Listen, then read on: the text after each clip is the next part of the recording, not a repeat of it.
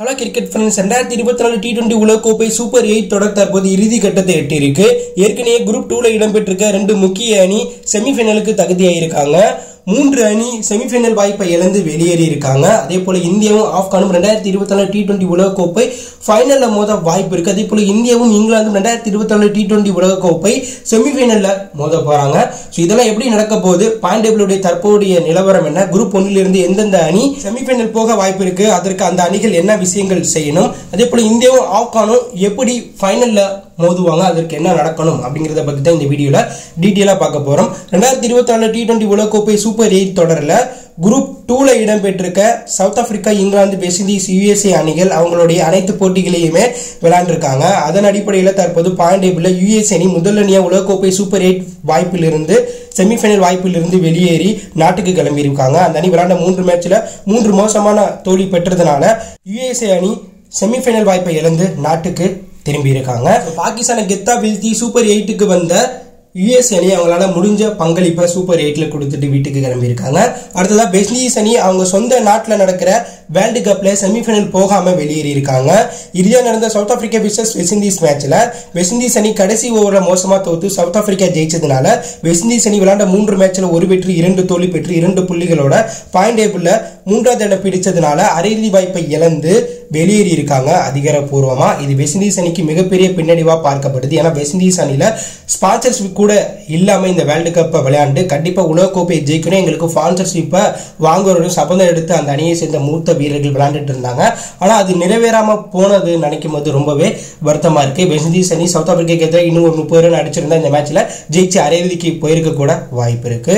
இந்த வாய்ப்பை west Indies அணி தவற விட்டாங்க. அடுத்ததா குரூப் 2ல இடம்பெற்றிருக்க இங்கிலாந்து அணி விளையாண்ட 3 மேட்ச்ல 2 வெற்றி 1 தோல்வி பெற்று 4 புள்ளிகளோட குரூப் 2ல 2வது இடம் பிடிச்சு செமிஃபைனலுக்கு அதிகாரப்பூர்வமா தகுதியாயிருக்காங்க. இந்த வேர்ல்டு கப்ல முதல் அணியா செமிஃபைனலுக்கு இங்கிலாந்து அணி தான் தகுதியாயிருக்காங்க.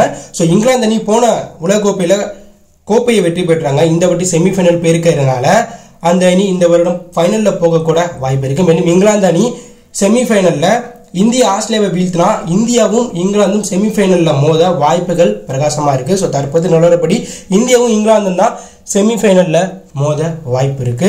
ஸோ அடுத்ததா குரூப் 2ல இடம்பெற்றிருக்க சவுத் ஆப்பிரிக்கா அணி குரூப் 2ல அந்த அணி விளையாண்ட 3 மேட்ச்ல 3 வெற்றி பெற்று 6 புள்ளிகளோட சூப்பர் 2ல முதலிடம் பாயிண்ட் டேபிள்ல பெற்று தற்போது செமிஃபைனலுக்கு 2வது அணியா தகுதியாயிருக்காங்க. ஸோ சவுத் ஆப்பிரிக்கா அணி வெஸ்ட் இண்டீஸ்க்கு எதிரான போட்டியில கடைசி ஓவர்ல திகில் வெற்றி பெற்றதுனால அந்த அணி அரையிறுதி வாய்ப்பை எட்டி பிடிச்சிருக்காங்க. ஸோ சவுத் ஆப்பிரிக்கா அணி 50 ஓவர் உலகக்கோப்பையிலையும் அரையிறுதிக்கு வந்து ஆஸ்திரேலியா கூட தோத்தாங்க. ஸோ இந்த வருடம் அந்த அணி சூப்பரா விளையாடுறதுனால அந்த அணியும் ஃபைனல் விளையாட வாய்ப்பு இருக்கு. ஸோ சவுத் ஆப்பிரிக்கா அணி செமிஃபைனல்ல ஆஸ்திரேலியா தோத்து வங்கதேசம் விசஸ் ஆப்கான் மேட்ச்ல ஆப்கான் ஜெயிச்சா ஆப்கானும் சவுத் ஆப்பிரிக்காவும் செமிஃபைனல்ல மோத வாய்ப்பு இருக்கு. ஒருவேளை இந்தியா விசஸ் ஆஸ்திரேலியா மேட்ச்ல ஆஸ்திரேலியா ஜெயிச்சு ஆப்கான் விசஸ் வங்கதேசம் மேட்ச்ல ஆப்கான் தோத்தா ஆஸ்திரேலியாவும் சவுத் ஆப்பிரிக்காவும் செமிஃபைனல்ல மோத வாய்ப்புகள் பிரகாசமா இருக்கு. குரூப் 2ல கடும் போட்டியோட நடந்த சூப்பர் 8 சுற்றுல இங்கிலாந்து 2வது இடம் பிடிச்சு சவுத் ஆப்பிரிக்கா முதலிடம் பிடிச்சு அரையிறுதிக்கு தகுதியாயிருக்காங்க. இதே போல குரூப் 1லையும் கடுமையான போட்டி சூப்பர் 8ல இருந்து அரையிறுதிக்கு போக ஃபைட் நடந்துட்டு இருக்கு. அந்த வகையில குரூப் 1ல இடம்பெற்றிருக்க வங்கதேச அணி விளையாண்ட 2 மேட்ச்ல 2 தோல்வி பெற்றதுனால அந்த அணி அரையிறுதி வாய்ப்பை இழந்துட்டாங்க. இருந்தாலும் அடுத்து நடக்க போற ஆப்கான் விசஸ் வங்கதேச மேட்ச்ல வங்கதேச அணி ஆப்கான் அணியை வீழ்த்தினா ஆப்கான் அணியை வங்கதேச அணி அவங்க கூட வீட்டுக்கு அழைச்சிட்டு போவாங்க.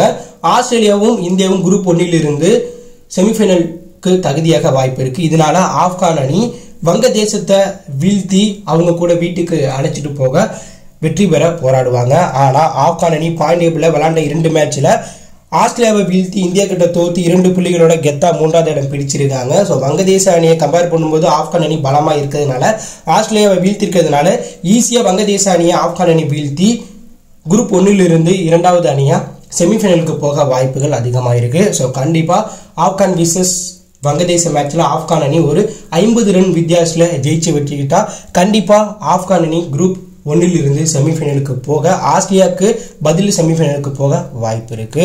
அடுத்ததா குரூப் 1ல ஆஸ்திரேலியா அணி விளையாண்ட 2 மேட்ச்ல 1 வெற்றி 1 தோல்வி பெற்று 2 புள்ளிகளோட 2வது இடம் பிடிச்சிருந்தாலும் இன்னைக்கு நடக்க போற இந்தியா விசஸ் ஆஸ்திரேலியா மேட்ச்ல ஆஸ்திரேலியா ஒரு 50 ரன் வித்தியாசத்துல ஜெயிச்சா அந்த அணி எந்த பிரச்சனையுமே இல்லாம செமிஃபைனலுக்கு தகுதியாக வருவாங்க.